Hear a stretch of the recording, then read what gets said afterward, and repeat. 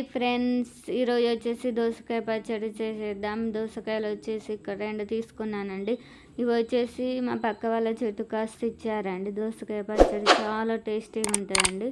మన దోసకాయ పచ్చడి వచ్చేసి తెలంగాణ స్టైల్ ఎలా ఉంటుందో చూద్దాం. 2 దోసకాయలు వచ్చి పొట్టు గీకొద్దు శుభ్రంగా కడిగి ఇట్లా ఉంచుకోవాలి. ఇప్పుడు వచ్చి దోసకాయలను ఇలా కట్ చేసుకోవాలి. బాగా చిన్న ముక్కలు కాకుండా ఇంత సైజులో కట్ చేసుకోవాలండి. ఇప్పుడు పచ్చిమిర్చి వచ్చి కడుక్కొని క్లీన్ చేసుకున్నాను. ఆయిల్ కొంచెం తక్కువనే పడుతుందండి పచ్చడికి. ఆయిల్ వేసుకొని పచ్చిమిర్చి బాగా ఫ్రై చేసుకోవాలి. ఇలా బాగా ఫ్రై అయ్యాక తీసుకొని అదే కడాయిలో కొంచెం ఆయిల్ సరిపోతుంది వేసి బాగా ఫ్రై చేసుకోవాలి. ముక్కలను బాగా ఉడికించుకోవాలండి. ఇలా గింజలతోటి పొట్టుతోటి ఫ్రై చేసుకోవాలి. టేస్టీగా ఉంటుంది. పొట్టు తీస్తే బాగుండదు పచ్చడి, గుజ్జు గుజ్జు అవుతుంది. ఈ ముక్కలు తొందరగా ఉడకడం కొంచెం సాల్ట్ వేసుకొని కలుపుకోవాలి బాగా. ఇప్పుడు వచ్చేసి బాగా కలుపుకున్న తర్వాత మూత పెట్టుకోవాలండి.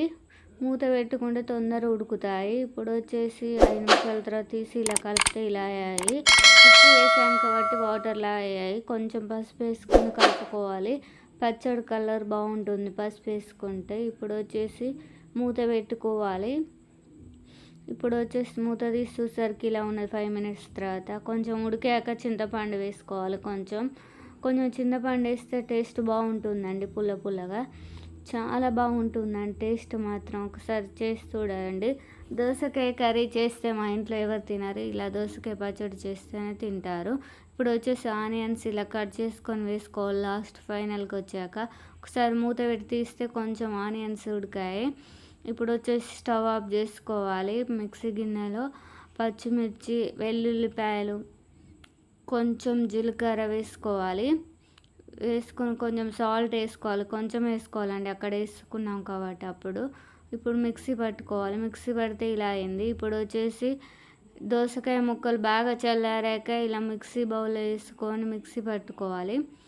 మిక్సీ ఇలానే పట్టుకోవాలండి, క్రంచీగా పట్టుకోవాలి. బాగా మెత్తగా మిక్సీ చేసుకోవద్దు.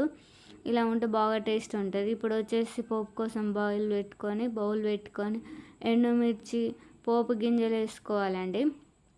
కరివేపాకు కొంచెం వేసుకొని పోపు పెట్టుకోవాలి. కొంచెం పసుపు యాడ్ చేసుకోవాలి. ఎంతో టేస్టీగా ఉండే దోసకాయ పచ్చడి రెడీ అయిందండి. ఇప్పుడు పోపు వేసి వేడి అన్నంలో తినేయచ్చు. ఓకే ఫ్రెండ్స్, నా ఛానల్ ఫస్ట్ టైం చూసినట్టయితే సబ్స్క్రైబ్ చేయండి, లైక్ చేయండి, కామెంట్ చేయండి, షేర్ చేయండి.